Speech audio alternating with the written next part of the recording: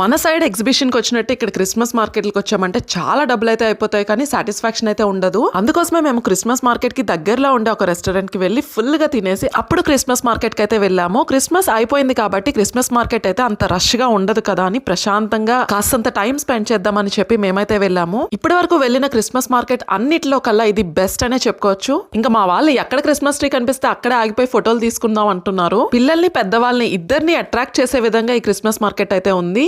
చిన్నవి పెద్దవి అని తేడా లేకుండా జైంట్ వీల్ దగ్గర నుంచి చిన్న చిన్న ట్రైన్ల వరకు ఆల్మోస్ట్ అక్కడ ఉన్న అన్ని వెహికల్స్ మేమైతే ఎక్కేసాము. ఎప్పుడు క్రిస్మస్ మార్కెట్ కి వెళ్ళినా ఇలా చిన్న చిన్న గేమ్స్ ఆడి మేమైతే చాలా డిసప్పాయింట్ అయ్యాము. ఈసారి మాత్రం అవన్నీ పక్కన పెట్టేసి ఓన్లీ ఫన్ ఒక్కటే మేము మైండ్ లో పెట్టుకున్నాము. అసలు ఈ గేమ్ చూసారా, అది సిజర్ తో మనం కట్ చేస్తే ఆ టాయ్ కనుక కింద పడితే ఆ టాయ్ మనదే అంట, కానీ చాలా చీటింగ్ అనిపించింది నాకెందుకో. ఆ బొమ్మ కింద పడటానికి చాలా థిక్ రోప్ అయితే కట్టారు, కానీ సిజర్ మాత్రం చాలా చిన్నది ఇచ్చారు. సో మాకంటే ముందు వాళ్ళు ఆడుతుంటే మేము అది చూసి ఇంకా డ్రాప్ అయిపోయాం అనమాట. మార్కెట్ అంతా చలితో నిండిపోయి ఉంటే వేడి వేడిగా గ్లూ వైన్ తాగుతూ చలి కాచుకుంటూ ఉంటే ఎంత బాగుంటుంది ఆ ఫీలింగ్, ఒకసారి ఎక్స్ప్రెస్ చేయలేను నేనైతే. మా క్రిస్మస్ మార్కెట్ కబుర్లు మీకు ఎలా అనిపించాయో కమెంట్ సెక్షన్ లో కమెంట్ చేయండి. ఇంకా వీడియో నచ్చితే please like, share and subscribe.